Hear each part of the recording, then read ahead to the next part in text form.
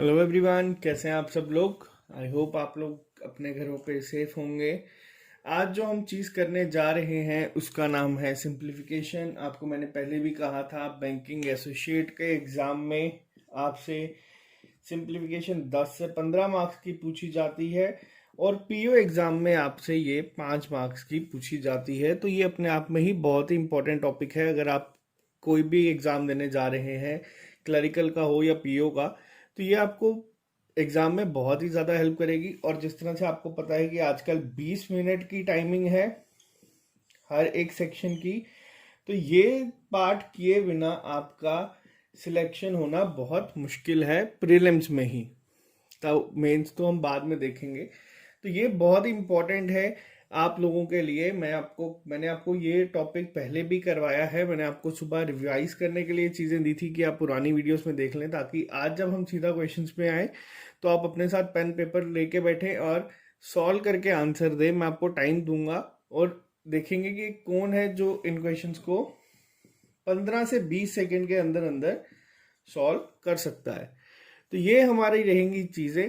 Video start करने से पहले आपको अब मैं एक चीज़ बता दूं, हमारा अभी कल 5 जुलाई को जेकेएसएसबी अकाउंट असिस्टेंट का टेस्ट है, सेकंड टेस्ट है। तो आई होप आप लोगों ने इसके लिए रजिस्टर कर दिया होगा। अगर नहीं किया तो आप लोग कर लें, क्योंकि ये 2000 के करीब करीब लोग टेस्ट देते हैं। और जेके बैंक पीओ का जो हमारा मॉक टेस्ट होगा पहला, जो सारे जेएंडके वाले लोग देंगे, सारे जेएंडके के, तो वो कब होगा? तो वो होगा आपका 20 जुलाई। बच्चों का कहना था कि 20 जुलाई बहुत जल्दी हो गया है। तो आपको मैं थोड़ी सी चीज़ें बता दूं। 20 जुलाई मैंने जानबूझ के रखा है क्योंकि अभी भी बहुत सारे बच्चे ऐसे हैं जो कि कोर्ट केस में ही उलझे हुए हैं कि केस का क्या रिजल्ट होगा, किस तरह से केस का रिजल्ट आएगा या क्या है। केस आपको बता दूं अब कुछ नहीं है। जो पिटिशनर्स वगैरह थे वो बहुत सारी अब अफवाहें उड़ा रहे हैं। ऐसा कुछ नहीं है। आप सिर्फ फोकस रखें अपने री एग्ज़ाम के लिए। दूसरी चीज़ यहाँ पे ये थी कि आपको पता है, जैसे सब्जी मंडी में चीज़ें होती हैं, आ जाओ सब्जी सब्जी सब्जी, तो वैसे ही अब यहाँ पे भी स्टार्ट हो चुकी है। कोविड-19 की वजह से इतनी अब ऑफलाइन नहीं हो रही, लेकिन अब ऑनलाइन शुरू हो चुकी है कि आ जाओ, कोर्सेज स्टार्ट, इतने रुपए का ये कोर्स, इतने रुपए का ये कोर्स। तो आपको बता दूं, हम लोगों ने स्टार्ट किया था तब भी हम लोगों का कोई भी ऐसा मोटिव नहीं था या इनिशिएटिव नहीं था ये हमारा कि हम लोग इससे किसी भी तरह से बच्चों की ज़रूरत का फ़ायदा उठाएं और कल को उन्हें बोले। क्योंकि बेरोजगारों को रोज़गार देना किसी को नहीं पता, लेकिन बेरोजगारों से रोज़गार निकालना आज के टाइम पे सबको आता है। तो ये चीज़ मैं आपको बता दूं, यहाँ पे सब कुछ आपको फ्री में होगा।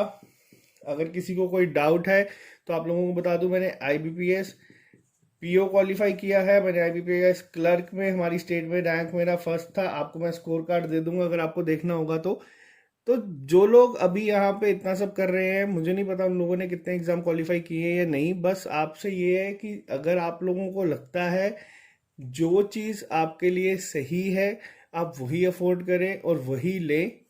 क्यों? क्योंकि देखिए, अगर आप कभी, एक चीज़ मैं आपको यहाँ पे शेयर करता हूँ अपने रिलेटेड ही।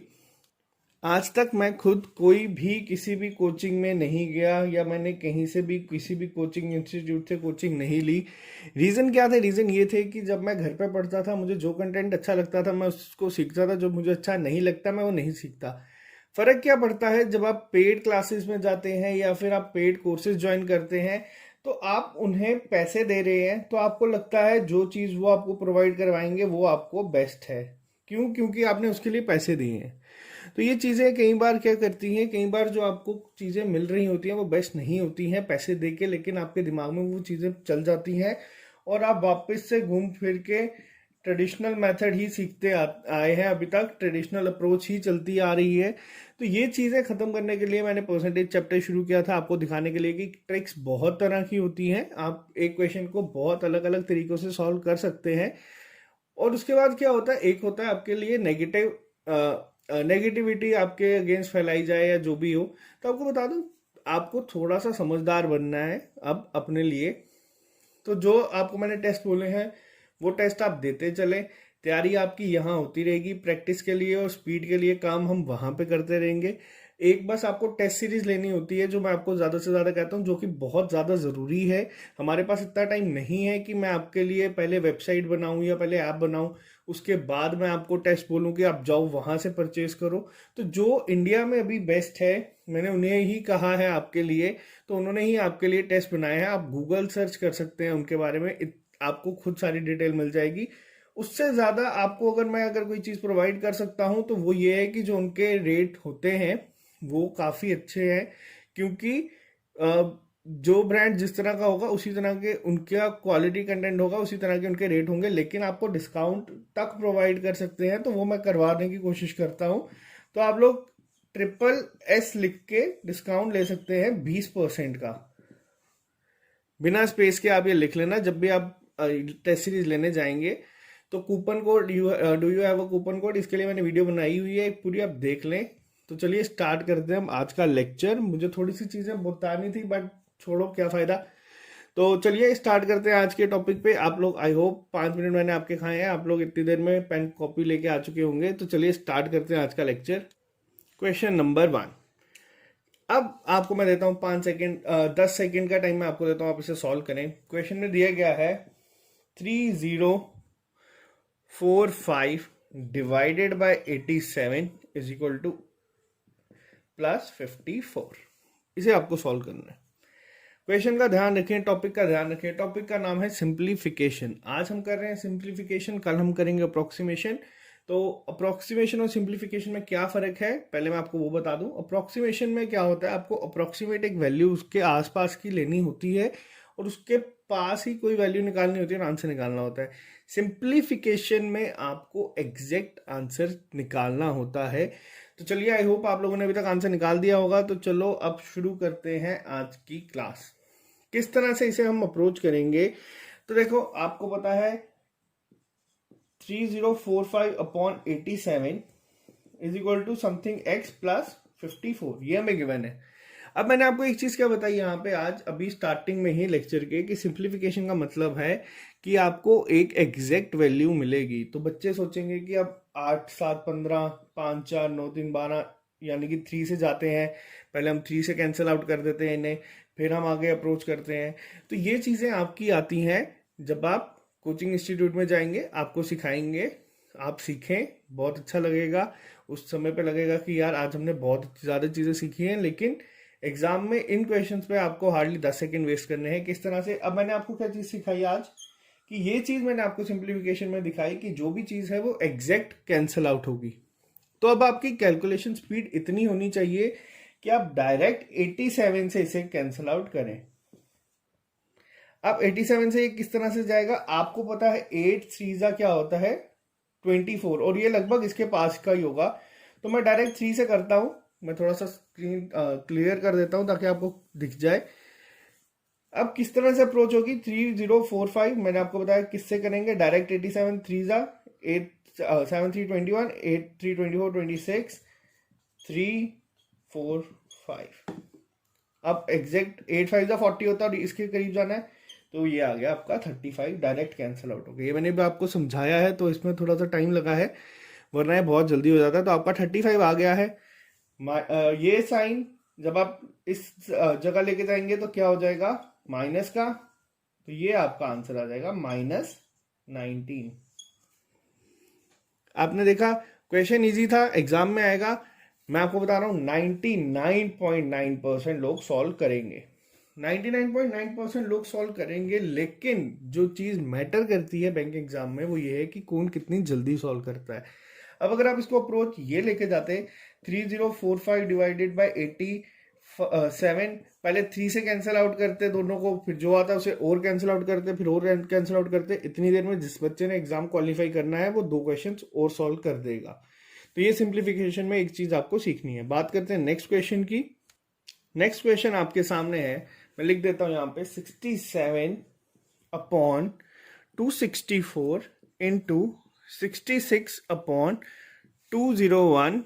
तो ये है आपके सामने नेक्स्ट क्वेश्चन। इसे हम किस तरह से सॉल्व करेंगे तो मैं आपको बता दूं। अभी मैंने आपको एक चीज बताई कि सिंप्लीफिकेशन में जो भी क्वेश्चंस आपके सामने होते हैं वो डायरेक्ट ही कैंसिल आउट हो जाते हैं। तो डायरेक्ट कैंसिल आउट होने का मतलब ये है, अब हमें पता है कि ये चीज़ें अगर हम सॉल्व करने जाएं 7 6 13 किससे जाएगा पता नहीं, ये किससे कैंसिल आउट होगा, ये किससे कैंसिल आउट होगा पता नहीं, लेकिन अगर आप इसे सिंपल अप्रोच से लेके जाएंगे, अब आपको पता है यहाँ पे क्या गिवन है आपका 20 और यहाँ क्या है 6। अब इसको मान ले तो 6 3 18, ये इतना आपको पता है। और अगर आपको मैं बोलूँ 67 को अगर मैं कैंसिल आउट करूँ इससे तो ये 3 से जाएगा, आप इसको चेक कर लेना, लेकिन ये जाएगा। आप अब अगर मैं बात करूं यहाँ पे 6 है यहाँ पे गिवन, यहाँ पे क्या है 26, यानी कि मुझे पता है 6 4 का होता है, मैं डायरेक्ट ही इसे कैंसिल आउट कर दूंगा 4 से। आप देख रहे हैं मैंने कोई यहाँ पे ऐसी चीज नहीं की, मैंने पूरा एग्जैक्ट सॉल्व भी नहीं किया, लेकिन मुझे पता है सिंप्लीफिकेशन में एग्जैक्ट कैंसिल आउट होते हैं, तो मैंने कैंसिल आउट किए। 4 3 क्या आया, 4 3 आया हमारा 12, और यहाँ पे क्या है 12, x की वैल्यू हो जाएगी आपकी 12 इंटू 12। आंसर बताएं। अब अगर कोई बच्चा यूज करेगा इस तरह से मेथड 2 2 4 2 1 2 1 2 2 2 2 1 1, पता ही मैं क्या बोल रहा हूँ, ये मेथड अगर आप इस तरह से 144 निकालेंगे, मैं आपको बता रहा हूँ कि ये सबसे बेकार मेथड है। आपको मैंने सुबह ही जो रिवाइज करने के लिए टॉपिक दिए थे उसमें मैंने कहा था कि 1 से लेके 31 तक आपको सारे स्क्वायर्स याद होने चाहिए, और अगर आपका यहाँ पे ये चीज बनती है आपको डायरेक्ट लिखना है 144। तो ये सारी चीजें आपको छोटी छोटी चीजें सीखनी होंगी। अब आप बोलोगे कि इसको इस तरह से करें या इस तरह से करें, कितना टाइम वेस्ट होगा, क्या ही होगा, 5 से 6 सेकंड तो एक्स्ट्रा लगेंगे। तो 10 क्वेश्चन हैं, 6 सेकंड अगर आप मान के चलो तो 60 सेकंड आपके, 60 सेकंड यानी कि 1 मिनट आपका इस तरह से हो जाएगा। और जो बच्चा इसको सिंपल इस तरह से अप्रोच से कर रहा है जो मैं बता रहा हूँ, तो वो इसमें 2 से 3 क्वेश्चन आपसे ज्यादा कर लेगा। और 2 से 3 क्वेश्चन आपको बता दूं सिलेक्शन आजकल 0.25 पे भी डिपेंड करती है।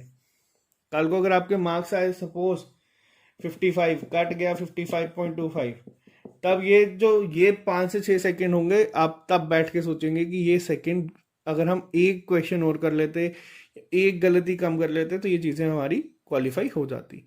आई होप आपको चीज़ें समझ आ रही हैं जो मैं सिखाने की कोशिश कर रहा हूँ। यहाँ पे मैं आपको ये नहीं बता रहा कि क्वेश्चन सॉल्व कैसे करते हैं, यहाँ पे मैं बता रहा हूँ कि करने का तरीका क्या होता है। तो बात करते हैं नेक्स्ट क्वेश्चन के ऊपर। आपको कुछ इस तरह से वैल्यूज दी हैं और बोला गया है इसके बारे में कि बताएं इसका क्या होगा आंसर।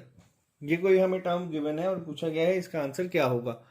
तो किस तरह से हम इसे सॉल्व करेंगे, तो आपको ये चीज़ पहले सीखनी होगी। सबसे सिंपल चीज़ एक है, वो है आपको पता होना चाहिए कि स्क्वायर रूट किस तरह से निकालते हैं। एग्जाम में बहुत क्वेश्चंस आते हैं जो आपके सिंपल स्क्वायर रूट पे आएंगे। स्क्वायर रूट की आपको कोई ट्रिक नहीं करनी। आप अगर इसके नॉर्मल मेथड से भी जाएंगे तो भी उतना टाइम लगेगा, ट्रिक से भी जाएंगे तो भी उतना टाइम लगेगा। तो बेटर है कि आप इसके ट्रेडिशनल वे से ही जाएं या इसको ट्रेडिशनल अप्रोच से ही करें। अब 5041 की अगर मैं बात करूं, किसका होता है 7। अब किस तरह से निकालते हैं ये आप पुरानी वीडियोस में देखें, वो अब मैं आपको नहीं दिखाऊंगा यहाँ पे, बस मैं यहाँ पे बता रहा हूँ किस तरह से करेंगे। 7 7 49, 141, 7 और प्लस यहाँ पे 7 होगा 14, 1 आया, ठीक है। तो ये किसका हो गया 71 का स्क्वायर। किस तरह से किया मैं एक बार बता देता हूँ आपको दूसरे वाले में ही।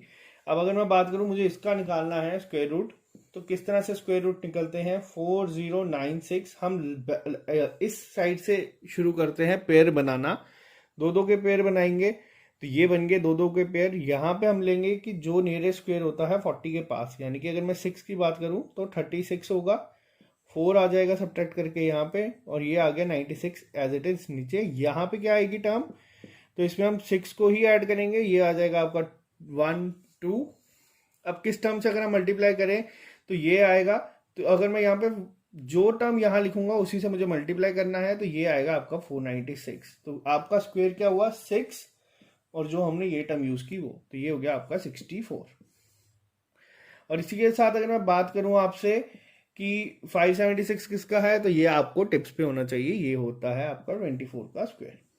अब मैंने यहाँ पे स्क्वायर लिखे हैं, लेकिन ऊपर क्या गिवन है हमें अंडर रूट, और स्क्वायर और अंडर रूट क्या हो जाते हैं हमारे हमेशा कैंसिल। आई होप आपको चीजें समझ आ रही है। स्पीड आपकी अभी तक मेरी नॉर्मल है। आमतौर पे ये क्वेश्चन सॉल्व करने के लिए आपको ज़्यादा से ज़्यादा, अगर बहुत ज़्यादा टाइम लगेगा वो 25 सेकंड हो सकते हैं, उससे ज़्यादा आपको टाइम नहीं लगना चाहिए इन क्वेश्चंस के लिए। तो अब क्या बोला गया है 74 प्लस 24 माइनस 64, 4 1 5 7 8 2 9 माइनस 64 1 3, यानी कि 31। आपका आंसर। चीज़ें आपको करनी है, चीज़ें अगर मैं चाहूँ तो मैं सिंपल तरीके से एक एक स्टेप करके आपको सिखा सकता हूँ, लेकिन आपको मैं एक आइडिया भी दे रहा हूँ कि किस तरह से चीज़ों को आपको करना है एग्ज़ाम में।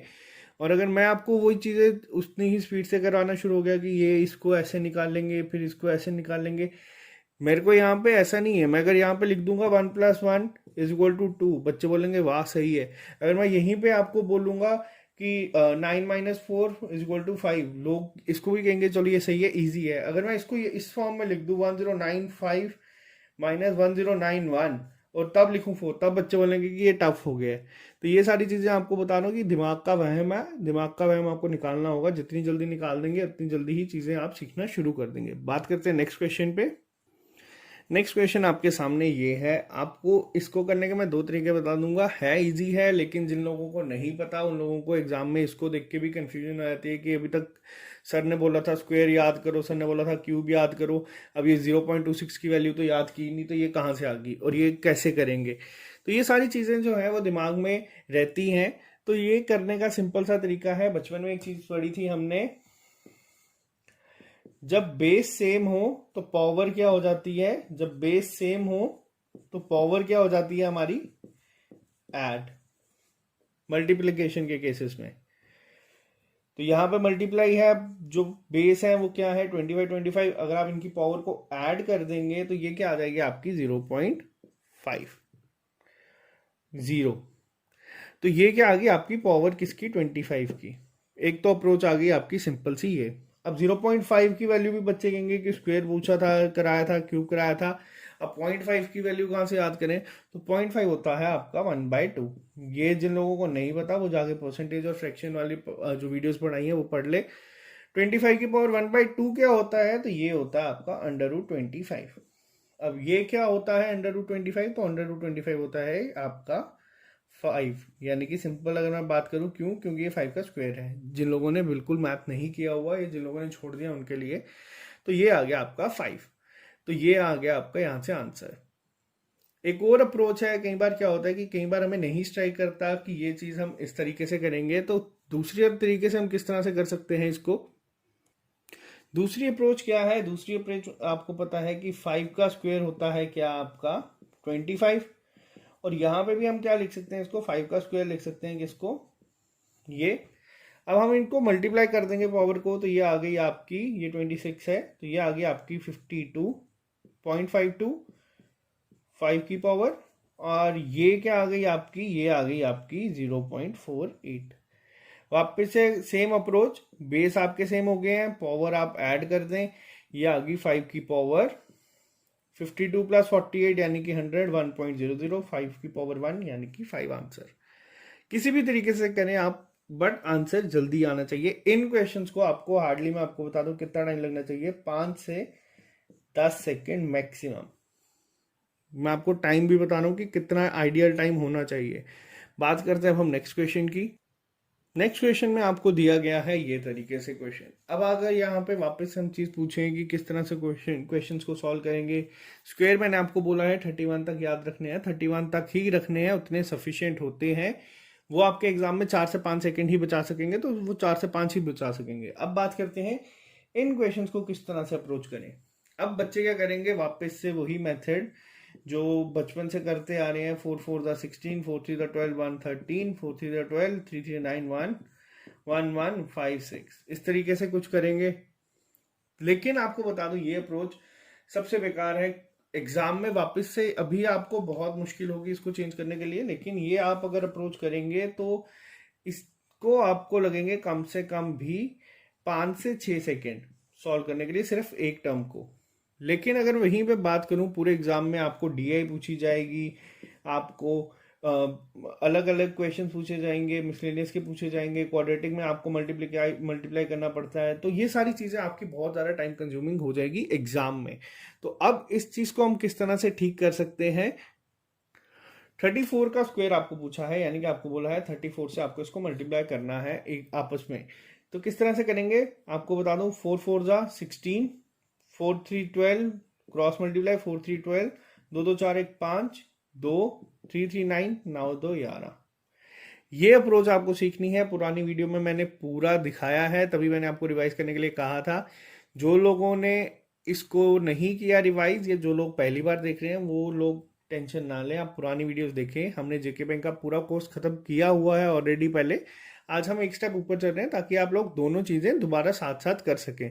ऐसा नहीं है कि पुरानी लेक्चर्स में हमने जो पढ़ा था वो आपके किसी काम का नहीं है। उसमें बहुत सारी चीज़ें ऐसी हैं जो आपको एग्जाम में दिखेंगी, और आज भी अगर आप सिर्फ वही पढ़ के एग्जाम देने जाते हैं तो भी आप एग्जाम क्वालिफाई कर सकते हैं। अब सेम इसको मल्टीप्लाई करेंगे, किस तरह से करेंगे मैं आपको बता दूं। सबसे पहले हम करेंगे इन दो को मल्टीप्लाई, जो आपके यूनिट डिजिट है। 8 8 जा 64, लास्ट डिजिट लिखी, दूसरी साइड पे लिख दिया आपने। फिर हम करेंगे क्रॉस मल्टीप्लाई, 8 3 जा 24, 8 3 जा 24, 6 4 10 4 14, 2 2 4 1 5, 3 3 9 5 14। लास्ट स्टेप में हम करेंगे इस तरह से मल्टीप्लाई। तो ये आ गया आपका ये। 31 का क्या होगा, किस तरह से करेंगे? 31 का करेंगे सीधा इस तरह से, बिना कोई पेन पेपर यूज किए। मैंने अभी आपको चीज सिखाई है कि 31 तक याद होने हैं, इसके लिए आपका कोई एक्सक्यूज नहीं होगा। बाकी तो आप निकाल सकते हैं। अगर इनके नहीं याद आता तो आप इसको भी इस अप्रोच से कर सकते हैं। अब ये चीजें आपकी आ गई हैं। आपको किस तरह से बोला है, माइनस करने के लिए बोला है और फिर ऐड करने के लिए बोला है। पहले ऐड कर ले इनको।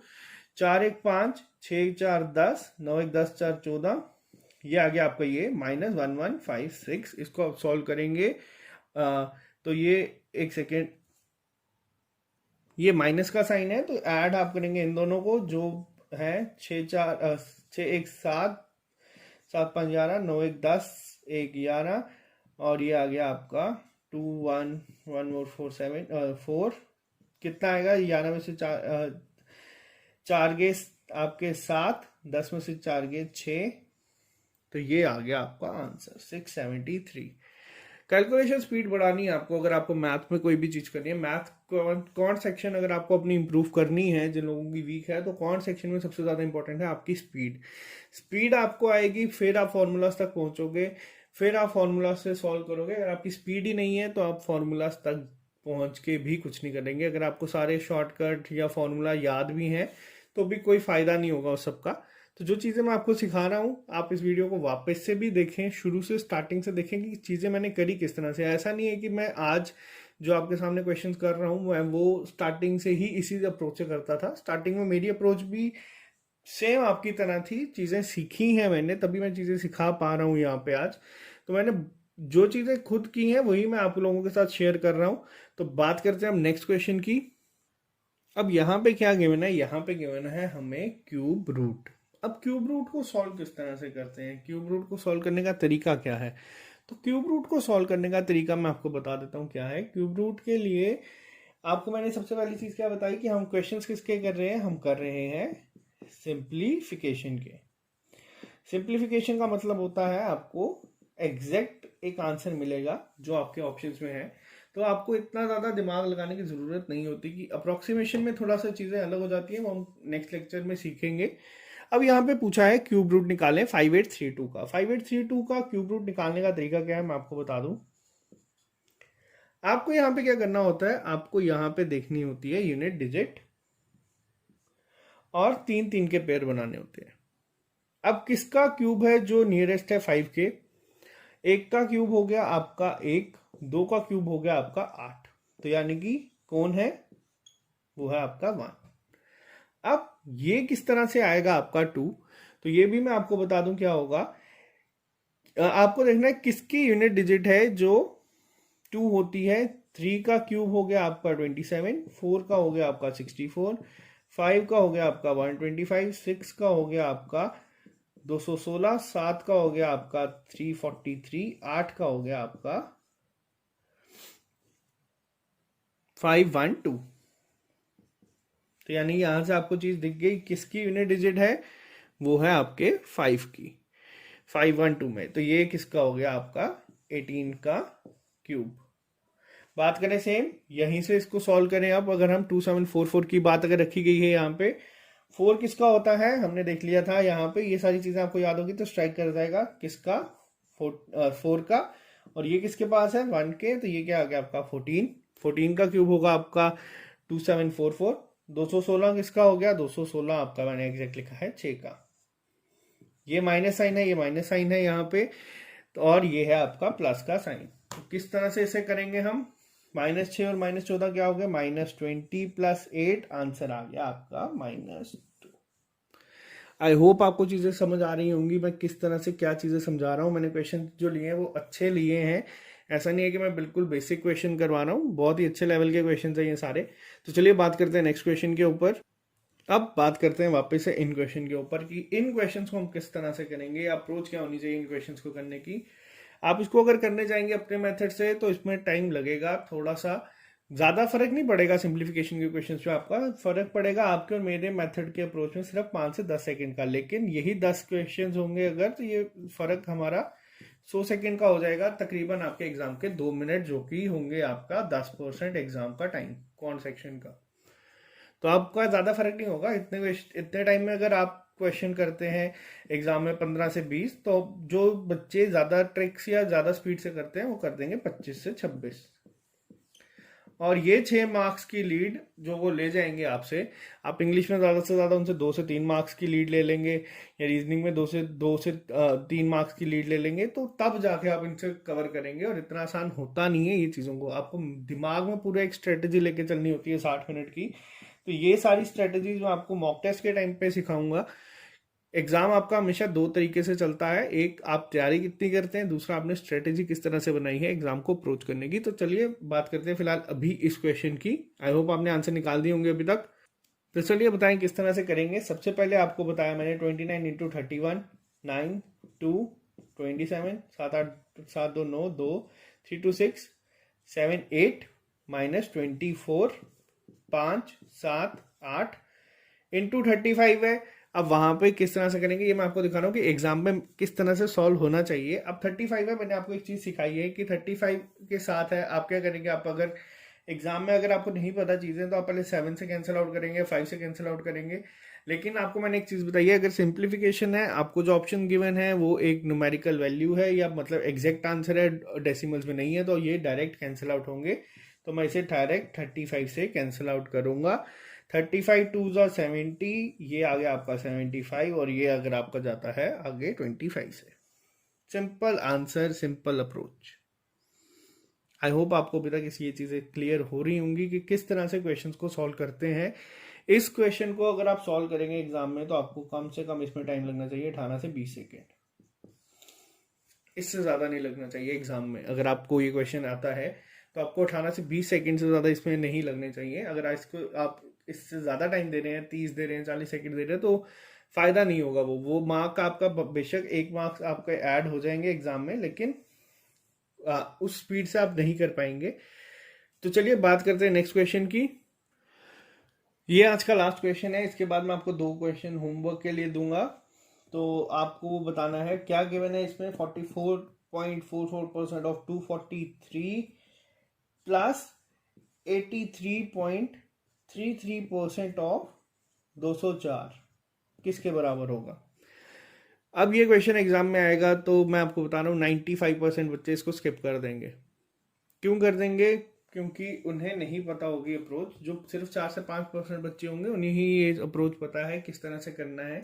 हमने परसेंटेज टॉपिक पढ़ा था तो उसमें हमने एक चीज पढ़ी थी। यहाँ पे आपको मैं एक चीज बता दूं, जो आपका ये है 44.44%, ये किसके बराबर होता है? अगर मैं इसको फ्रैक्शन में लिखूं तो ये होता है आपका 4/9 के बराबर।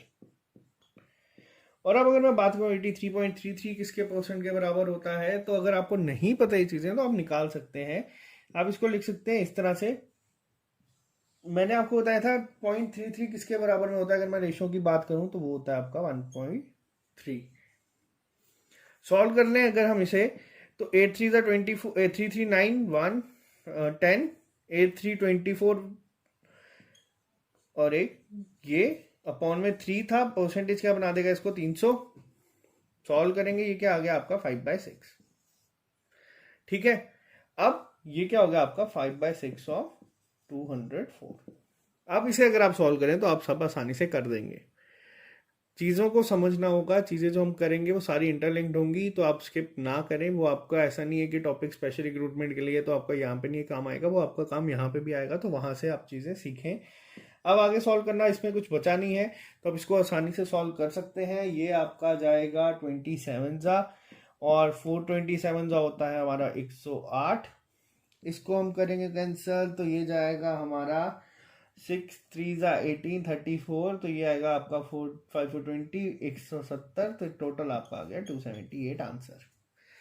अब जो आपके सामने नेक्स्ट क्वेश्चन होंगे दो, तो आपको वो होंगे होमवर्क, आपको भी सॉल्व करने हैं और आंसर देने हैं उनके, जो आपकी स्क्रीन पे अब आ जाएंगे। तो ये हैं दो क्वेश्चन जो आपके रह गए थे, तो आपको इनको सॉल्व करना है और आंसर निकाल के देना है उस अप्रोच से। अब बात करते हैं, आप जब तक सॉल्व कर रहे हैं थोड़ी सी बात करते हैं, तब तक आप लाइव चैट में अपना आंसर लिख सकेंगे। अब देखिए, आपको बता दूं कि 5 जुलाई को जो हमारा मॉक टेस्ट होगा अकाउंट असिस्टेंट का, उसके लिए ये हमारा सेकंड मॉक टेस्ट है। जो चीज़ें आपको ध्यान में रखनी है, वो पहली चीज़ ये कि आप इसमें नेगेटिव मार्किंग, जो आपके नेगेटिव मार्किंग होती है, नेगेटिव मार्क्स आप लेके आते हैं, उसको अवॉइड करें। जो चीज़ें आपको सीखनी है कि आप लोग उतना ही अटेम्प्ट करें जितना आपको आता है। जो आपकी भी अकाउंटेंसी की क्लासेस चल रही हैं, उसमें आपके कंसेप्ट क्लियर हो रहे हैं। कंसेप्ट क्लियर जब एक बार हो गए, तो आपसे कोई भी चीज़ पूछी जाए एग्जाम में, आप उसका आंसर दे देंगे। उसके बाद जो 20 जुलाई को आपका टेस्ट होगा, वो टेस्ट ऐसा नहीं है कि आप लोग टेस्ट दें, अगर उसमें आपके मार्क्स थोड़े से कम आए तो आप डिमोटिवेट हो जाएं, या उसमें आप कहें कि यार ये तो हमारे बस की चीज़ नहीं है। 20 जुलाई को हम सिर्फ ये देख रहे हैं कि हमारा अभी स्टार्टिंग पॉइंट क्या है एग्जाम का, कि हम कहाँ से स्टार्ट करेंगे चीज़ें।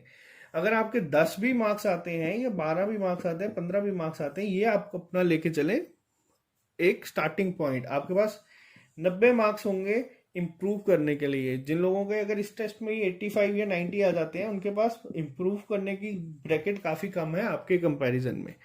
तो आपको चीज़ें यहाँ पे चीज़ें सीखनी होंगी। टेस्ट देना सबसे ज़्यादा इंपॉर्टेंट होता है किसी भी चीज़ को, क्योंकि अब आप लोगों की वजह से ही मैं बता रहा हूँ कि पहले जब हमने जेके बैंक के टेस्ट दिए थे, तब हमारे साथ लोग थे सिर्फ 5 से 10 हज़ार। तो 5 से 10 हज़ार लोग जो थे सीरियस एस्पिरेंट, उनके साथ हमने टेस्ट दिया, तो हमें एक पूरा अपना आइडिया होता रहा कि हम कहाँ स्टैंड करते हैं। फिर जब हम एग्ज़ाम देने गए, तो हमें वहाँ पे भी पता चला कि हम लोग किस जगह पे स्टैंड कर रहे हैं, और उसी के अकॉर्डिंग जितने मार्क्स हमारे टेस्ट में आते थे, उससे 15 मार्क्स ज़्यादा आप हमेशा मान के चलें आपके फाइनल एग्जाम में होंगे। और उसी सीक्वेंस में बच्चों के नंबर भी आए। जो हमारे ग्रुप में रिजल्ट आते थे, हम पोस्ट करते थे फेसबुक ग्रुप पे, उसी तरह से चीज़ें हुई और उसी तरह से चीज़ें चलना स्टार्ट हुई। और आज हमारे पास जो लोग हैं वो हैं तकरीबन 35,000। आज 36 हो चुके हैं। तो ये 36,000 पिछली बार पीओ के टोटल नंबर ऑफ एस्पिरेंट से ज़्यादा है। और अब आपको मैं बताता हूँ मॉक टेस्ट देने से फ़ायदा क्या होगा। जो एक एग्ज़ाम होगा आपका 1 घंटे का, एक बार, वो चीज़ हम 20 बार ट्राई करेंगे। और 20 बार हम कोशिश करेंगे कि हम जितनी ज़्यादा गलतियां कर सकते हैं वो हम कर दें, ताकि वो 1 घंटा जो एग्ज़ाम का होगा, उस दिन हम अपना बेस्ट दे पाए। अब एक और चीज़ बच्चे कह रहे हैं कि जो लोग बैंकिंग एसोसिएट का एग्ज़ाम दे रहे हैं, क्या वो पीओ का एग्ज़ाम दे सकते हैं। देखो, प्री का लेवल और प्री का जो पैटर्न है वो सेम है। और यही बच्चे हैं जो आपके साथ बैंकिंग एसोसिएट का एग्जाम भी देंगे, जो पीओ का देंगे। तो मेरी आपको यही सजेशन है कि आप मॉक टेस्ट सारे देंगे 20 के 20। फिर आप एग्जाम सिर्फ बैंकिंग एसोसिएट का देने जा रहे हैं या बैंकिंग पीओ का। अगर आप सिर्फ बैंकिंग एसोसिएट का देने जा रहे हैं तो आप मेंस के टेस्ट मत दें, लेकिन आप प्री के टेस्ट सब सारे के सारे दें। 36,000 में से मैं आपको बता रहा हूँ 10,000 लोग सीरियस होते हैं। और अगर वो 10,000 लोग अब एक प्लेटफॉर्म हमने हमारी JNK में इस तरह का बना दिया है आप लोगों की वजह से ही, कि हम रियल टाइम एनालिसिस कर सकते हैं अपनी परफॉर्मेंस का, जो चीज़ हमें एग्जाम के टाइम पे दिखती है। मॉक टेस्ट के लिए बहुत सारी ऑफलाइन क्लासेस चलती हैं, बहुत सारी ऑनलाइन टेस्ट सीरीज भी हैं, जहाँ पे आपको रैंक जो मिलेगा वो नेशनल लेवल पे मिलेगा। और आपको एक आइडिया नहीं हो पाएगा कि आप अपनी स्टेट में कहाँ पे स्टैंड कर रहे हैं।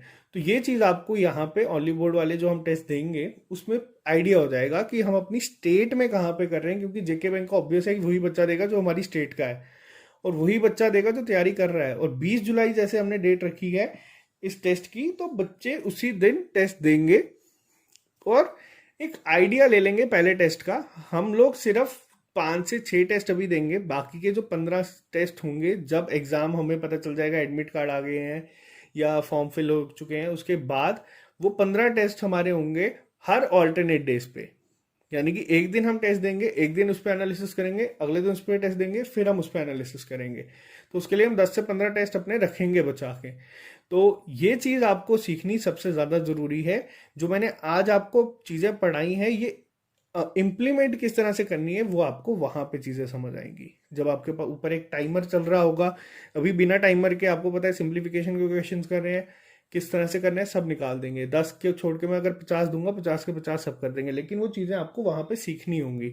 तो चलिए आज के लिए सिर्फ इतना ही, मिलते हैं आप लोगों से कल नए लेक्चर के साथ। Okay guys.